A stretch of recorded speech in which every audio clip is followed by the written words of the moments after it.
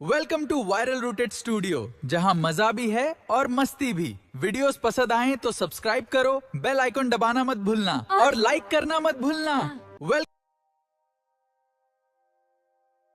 कपड़े धोने वाली बहू। शादी के पहले से ही विभा को कपड़े धोने का बड़ा शौक था। कभी नल के नीचे तो कभी तालाब के पास। अरे मेरी नीली वाली लुंगी नहीं दिख रही है। विभा की अम्मा, कहाँ रखी है लुंगी? अरे वो तो विभा ने परसों ही धोकर रखी थी आपकी अलमारी में, देखो वहीं होगी। वो ना मैंने आज धो दी, मुझे लगा कि गंदी हो गई होगी। अरे कैसे गंदी हो गई थी? उसे तो मैंने पहना भी नहीं। हे भगवान, इस लड़की के कपड़े धोने की आदत से परेशान हो गया हूँ मैं। जितना तो घर में राशन नहीं आता, उससे कहीं ज्यादा डिटर्जेंट पाउडर का खर्चा है। इसकी शादी करवा दो, शादी जाए अपने घर में ही करे काम, फिर चाहे घर के कपड़े धोने हो या पूरे गांव के। हाँ ठीक बोल रही हूँ, देखता हूँ मैं कोई लड़का। वो दिन भी आ जाता है जब विभा को देखने लड़के वाले आ जाते हैं। लड़की मुझे अच्छी लगी। होने वाली सास कहती है, बेटी अगर कुछ पूछना है तो पूछ लो। वैसे तो हमारी लड़की बहुत ही शर्मीली है, जो बोल दो वो मान लेती है, इसे क्या पूछना होगा। अरे कैसी बात कर रही हो माँ, मुझे इन लोगों के घर रहना है, सवाल तो कई है। हाँ हाँ बेटा, पूछ लो ना, क्या पूछना है। आप लोगों के घर कपड़े कौन धोता है? सास का मुंह बन जाता है।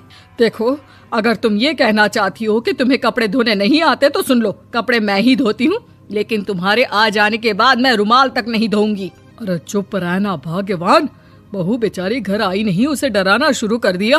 वो क्या है ना बिटिया, अभी तक तो ये कल्लू की माँ ही धोती थी, लेकिन अब तुम्हारे पापा तो दहेज में वॉशिंग मशीन देंगे ही। तभी विभा की माँ बोल पड़ती है, सवाल भी पूछा तो क्या। वैसे भाई साहब, मशीन की तो फिर भी कपड़े धोने की कैपेसिटी होती है। मतलब जो बिटिया दे रहे हैं ना विभा, इसे कपड़े धोने का बहुत शौक है। ये आप लोगों के क्या, आस पड़ोस गांव मोहल्ले सबके कपड़े धो दे और उफ तक ना करे। बाहर देखा नहीं आपने कितने कपड़े सूख रहे हैं? सब हमारी बिटिया ने ही तो धोए हैं। बस भी करो ना माँ, शर्म आ रही इतनी तारीफ सुनकर। और तो और एक दाग निकाल कर दिखाओ तो मान जाओ। हाँ अच्छा, माफ करना बेटा, मैंने गलत समझा।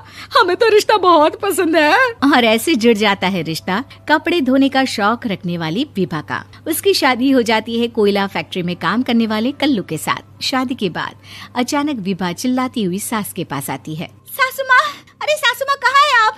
ये तो धोखा है, धोखा दिया आप लोगों ने मुझे। इसे ससुर के चक्कर के बारे में पता चल गया। अरे तो उसमें तुझे क्यों धोखा मिला है? अरे नल में पानी नहीं आता, कपड़े कैसे कब धुलेंगे? अच्छा, तू पानी नहीं आ रहा उसकी बात कर रही है। तो आपने क्या सोचा? कुछ नहीं। अच्छा, तेरी माँ ने कहा था कि कपड़े धोने का शौक है तुझे, याद आया मुझे। शौक बोलकर कपड़े धोने वाले मेरे जुनून को कम ना आके सासू माँ, कपड़ा धोना मेरा गुरूर है। तभी पति भी वहाँ आ जाता है। अभी मैंने इसे सनी देओल की फिल्म दिखाई है, उसी के डायलॉग मार रही है माँ। अच्छा सुन, साफ साफ बता रही हूँ, पानी सुबह 4 से 6 और शाम को 10 से 12 आता है, समझी? विभा टाइमिंग सुनकर हैरान हो जाती है। ये क्या भूतों का मोहल्ला है? सुबह 4 बजे उठकर कौन कपड़े धोता है? 4 बजे टंकी में पानी जाता है, फिर सारा दिन धोना ना, किसने मना किया? अरे कैसी बात कर रही हैं? 200 लीटर की टंकी में कितने कपड़े धो लूंगी मैं? सुबह ही उठ जाऊंगी मैं। अब क्या था, विभा सुबह 4 से लेकर रात के 12 बजे तक कपड़े ही धोती रहती। एक रोज सास पड़ोस से निकलकर कहीं जा रही होती है कि साथ वाली कहती है, हाँ कल्लू की माँ, जरा ये बताओ कि 2 साड़ी है, 2 ब्लाउज और एक पेटीकोट और एक नाड़े वाला लंबा कच्छा। हाँ तो? अरे तो क्या, कितना लोगी धुलाई ये बताओ। धोबन दिख रहे हैं हम क्या? हमारे पति सरकारी नौकरी से अभी रिटायर हुए हैं और बेटा सुपरवाइजर है कोयला फैक्ट्री में। धोबन समझ रखा है हमें?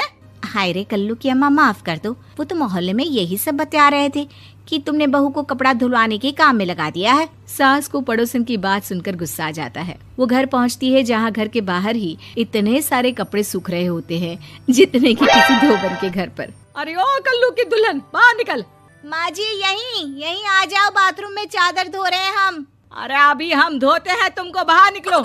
ये आस पड़ोस वाले बोल रहे हैं कि हम बहू से कपड़े धुलवा कर उसे कपड़ा धोने वाली बना दिए हैं। अरे छोड़ो ना माँ जी, किन लोगों की बातों में आती हो? आस पास के लोगों का तो काम ही होता है कि वो किसी तरह सास बहू को लड़ा दे। बहू सारे घर के कपड़े धोती है, ये क्या कम है? बोलिए। सास को भी लग जाता है कि वो बहू का ये सनकीपन नहीं छुड़वा सकती, इससे अच्छा है कि खुद ही चुप हो जाए। एक रोज सास और बहू मंदिर जाते हैं, जहाँ सास की साड़ी वहाँ खड़ी भीख मांगने वाली से मिलती है। माँ जी क्या बात है, आपकी साड़ी उस भिखारन से कितनी मिल रही है ना? हाँ हाँ देखो तो, दोनों की साड़ी मिल रही है। क्या बात है कल्लू की अम्मा, तुम खुद को तो अफसर की बीवी बताती हो और ऐसी सिंपल सी प्लेन साड़ी पहनकर घूमती हो। सिंपल और प्लेन नहीं है ये साड़ी। तो क्या सोने के धागे से फूल बने हैं? कुछ भी सासू माँ, कुछ भी। हाँ बने थे इस साड़ी में सोने के धागे से फूल।